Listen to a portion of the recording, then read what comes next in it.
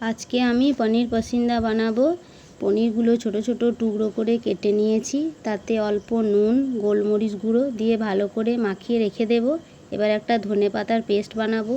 আমি ধনেপাতা দিয়ে দিয়েছি, আদা কুচি, রসুন, দুটো কাঁচা লঙ্কা দিয়ে দিয়েছি। এবার একবার মিক্সিতে আমি ঘুরিয়ে নেব।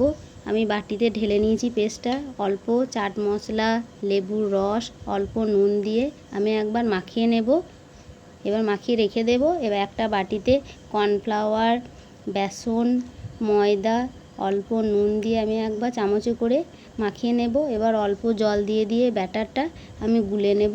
ব্যাটারটা খুব পাতলা করলে হবে না। এবার অল্প কাশ্মীরি লঙ্কা গুঁড়ো দিয়ে দিয়েছি। এবার পনিরের একটা টুকরোতে আমি ধনেপাতার পেস্টটা দিয়ে দেব। এবার ওপর থেকে একটা পনির আমি চাপিয়ে দেব, বসিয়ে দেব।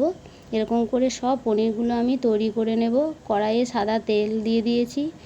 এবার তেলটা অত গরম করলে হবে না, হালকা গরম করতে হবে। এবার পনিরগুলো ব্যাটারে এপিট ওপিট করে একবার ডুবিয়ে নিয়ে তেলের ওপর দিয়ে দিতে হবে।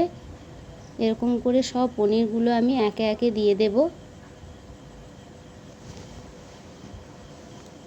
একদিক আমার হয়ে গিয়েছে, এবার একবার উল্টে দেব।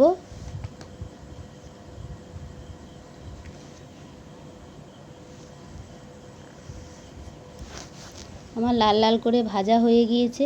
এবার একে একে তুলে নেব। সবগুলো আমি এরকম করে তুলে নিয়েছি।